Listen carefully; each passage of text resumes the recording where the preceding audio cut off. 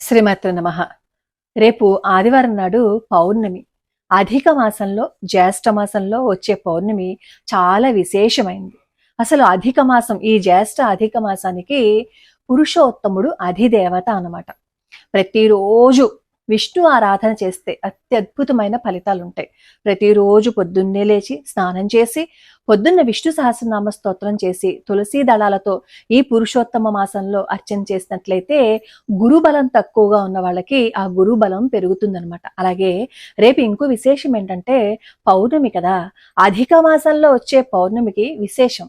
అసలు పౌర్ణమిలో లలితా సహస్రనామ స్తోత్రం చేశారు అని అనుకోండి, మానసికమైన ఇబ్బందులు ఏవైనా ఉన్నా, ఆర్థిక ఇబ్బందులున్నా అవి దూరం అయిపోతాయి అన్నమాట. అసలు నేను సర్వమంగళ అమ్మవారి ఆలయం గురించి చెప్తూ ఉంటాను కదా, ప్రతి మంగళవారం అక్కడ నవావరణ అర్చన జరుగుతుంది. అక్కడ నవావరణ అర్చన చేసుకున్న వాళ్ళకి దారిద్ర్య నాశనంతో పాటుగా వివాహం జరుగుతుంది. వివాహం అక్కడ జరిగిన తర్వాత వచ్చి తాళిబొట్టు సమర్పించాలని చెప్పి నేను చాలా వీడియోస్ లో చెప్పాను. ఎంత మందో ఎక్కడెక్కడి నుంచో వచ్చి, విదేశాల నుంచి కూడా వచ్చి అమ్మవారి దర్శనం చేసుకుని అక్కడ మొక్కుకుని వెళ్ళిన తర్వాత ఎంతో మందికి మంచి జరిగింది. అక్కడ శ్రీచక్రార్చన జరుగుతుందనమాట. లలితా సహస్రనామం చదువుతూ కుంకుమార్చన ఈ శ్రీచక్రానికి చేసినట్లయితే ఆ తరంగాలు మన చుట్టూ ఒక రక్షణ వలయాన్ని సృష్టిస్తాయి. తప్పు లేకుండా, ఒక్క తప్పు కూడా లేకుండా స్వరబద్ధంగా లలితా సహస్రనామ స్తోత్రం చదువుతూ, అసలు అందరూ శ్రీచక్రార్చన ఇంట్లో చేయకూడదు. దానికి కొన్ని నియమాలు ఉంటాయి. నియమాలను పాటిస్తూ మాత్రమే శ్రీచక్రార్చన చేయాలి. ఇక్కడ సర్వమంగళ అమ్మవారి ఆలయంలో నవావరణ అర్చన జరుగుతుంది. అందరూ సొంతంగా నవావరణ అర్చన చేయకూడదు కాబట్టి అక్కడికి వచ్చిన వాళ్ళు అందరూ ఆ నవావరణ అర్చన చూస్తూ ఉంటే ఎవరికి ఏ ఇబ్బంది ఉంటే ఆ ఇబ్బంది దూరం అయిపోతుంది. ముఖ్యంగా వివాహానికి సంబంధించి లలితా సహస్రనామ స్తోత్రం ప్రతిరోజు చదువుతూ ఉంటే కుజుడికి సంబంధించిన దోషాలు పోతాయి. అందులోనూ పౌర్ణమి రోజున మొదలు పెడితే ఇంకా ఏవైనా అడ్డంకులు ఉంటే అవి కూడా దూరం అయిపోతాయి అన్నమాట. చంద్రుడు మనఃకారకుడు. మనసుకు సంబంధించిన ఏవైనా ఇబ్బందులు ఉంటే ఆ ఇబ్బందులు ఉన్నవాడు అసలు దేనికి, అసలు మీరు ఏ బాధతో మీరు ఇబ్బంది పడుతున్నా సరే పౌర్ణమిలో లలితా సహస్రనామ స్తోత్రం చేస్తూ నివేదన చేసి నమస్కారం చేసుకున్నట్లయితే ఎన్నో ఇబ్బందుల నుంచి బయటపడచ్చు. అలాగే ప్రతిరోజు లలితా సహస్రనామ స్తోత్రం ఎవరైతే చదువుతారో వాళ్ళకి వాక్ శక్తి వస్తుందన్నమాట. వాళ్ళు ఏం మాట్లాడితే అది నిజమైపోతుంది. అంటే మేము ప్రతిరోజు లలితా సహస్రనామ స్తోత్రం చదివేస్తామండి, కానీ మేము ఆ పూజ అయిపోయిన తర్వాత అందరినీ తిడుతూ ఉంటామండి అంటే కుదరదు. మనం అమ్మవారి పాదాలు పట్టుకుంటున్నాము అంటే ధర్మ మార్గంలో ఉండాలి.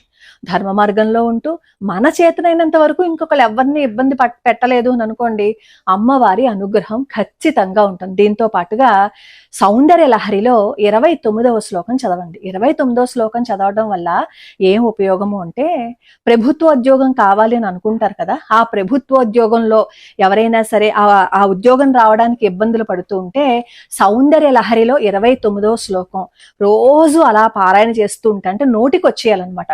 మీరు పూజలో ఒక 11 సార్లు చదువుకుని, అంటే మొత్తం సౌందర్య లహరి చేసి తర్వాత 29వ శ్లోకం 11 సార్లు చెప్పిన ప్రతిరోజు చదువుతూ ఉంటే ఎవరికైతే ఈ ఉద్యోగానికి సంబంధించి ఇబ్బందులు ఉంటాయో అవన్నీ దూరం అయిపోతాయి. చెప్పాలి అంటే ఒక రాజయోగము అని చెప్పొచ్చు అనమాట. సౌందర్య లహరిలో 29వ శ్లోకం పారాయణం చేయటం, అదొక్కటి పారాయణ చేయటం కాదు, మొత్తం 100 శ్లోకాలు చదివేసి రోజంతా ఆ శ్లోకాన్ని నిత్యం మననం చేస్తూ ఉండాలి. నివేదన అమ్మవారికి ఏమో పాయసాన్ని సమర్పణ చేసి ఈ ఒక్క ప్రయత్నం చేసి చూడండి. రేపు పౌర్ణమి కదా, ఆ పౌర్ణమి రోజు వెన్నెల్లో మీరు లలితా సహస్రనామ స్తోత్రం గాని ఈ సౌందర్య లహరి గాని పారాయణం చేసి చూడండి. మనకే తెలియకుండా ఎన్నో అడ్డంకులు దూరం అయిపోతాయి. ఈ లలితా సహస్రనామ స్తోత్రానికి సంబంధించి కొన్ని రీసెర్చ్ చేశారనమాట. ఆ రీసెర్చెస్ లో తెలిసింది ఏంటంటే, ఈ ఒక రిథమిక్ గా చదవడం వల్ల ఆ మంత్రాలు మన మెదడు మీద పనిచేస్తాయి. అలా పనిచేయటం వల్ల మన శరీరంలోనే మనకి తెలియకుండా ఎన్నో అద్భుతాలు జరుగుతాయి. మొన్న ఆ మధ్య ఎవరో చెప్పారు కదా, లలితా సహస్రనామ స్తోత్రం తప్పులు లేకుండా చదివితే హృదయానికి సంబంధించిన కొన్ని ఇబ్బందులు పోతాయి అని. అది నిజం. సంస్కృత శ్లోకాలు ఒక పద్ధతిలో చేయటం వల్ల, ఒక పద్ధతిలో చదవటం వల్ల మన శరీరంలోనే కాకుండా మన చుట్టూ ఉన్న వాతావరణంలో కూడా ఎన్నో మార్పులు మార్పులు వస్తాయని సైన్స్ చెప్పింది, సైంటిస్టులు చెప్పారు. అలా చెప్తే గానీ మనం నమ్మం. కానీ దీని గురించి మన ఋషులు ఎప్పుడో చెప్పారు. ఒక్కొక్క శ్లోకానికి, అలాగే ఒక్కొక్క మంత్రానికి, ఒక్కొక్క అక్షరానికి ఏ ఏ శక్తి ఉంటుంది అనేది మన ఋషులు ఎప్పుడో చెప్పారు. నమ్మి అమ్మవారి పాదాలు పట్టుకోండి, అమ్మవారు అనుగ్రహాన్ని చూపిస్తారు. అలాగే ఈ తాడేపల్లిగూడెంలో నవావరణ అర్చనకి ఎవరైనా వెళ్ళాలి అని అనుకుంటే గనక మంగళవారం నాడు సాయంత్రం అక్కడ నవావరణ అర్చన జరుగుతుంది. మీరు ఒకవేళ వైశాఖి యాప్ ద్వారా పంపించాలి అని అనుకుంటే నవావరణ అర్చన చేయించుకునే వాళ్ళు వైశాఖి యాప్ లో నమోదు చేసుకుంటే మాత్రమే అక్కడ నవావరణ అర్చన చేస్తారు. మిగతా వాళ్ళు అక్కడికి వెళ్ళి ద్రవ్య సమర్పణ చేయాలి. అమ్మవారి పాదాలు పట్టుకోండి. నమ్మి అమ్మవారి పాదాలు పట్టుకుంటే ఖచ్చితంగా అమ్మవారి అనుగ్రహం ఉంటుంది. రేపు అధిక మాసం పౌర్ణమి కాబట్టి ఈ అవకాశాన్ని వదులుకోకండి. అధిక జ్యేష్ఠ మాసంలో పౌర్ణమి మళ్ళీ 3 సంవత్సరాల వరకు రాదు. 3 సంవత్సరాలకు ఒకసారి కదా వస్తుంది అధిక మాసం. ఈ అవకాశాన్ని వదులుకోకండి.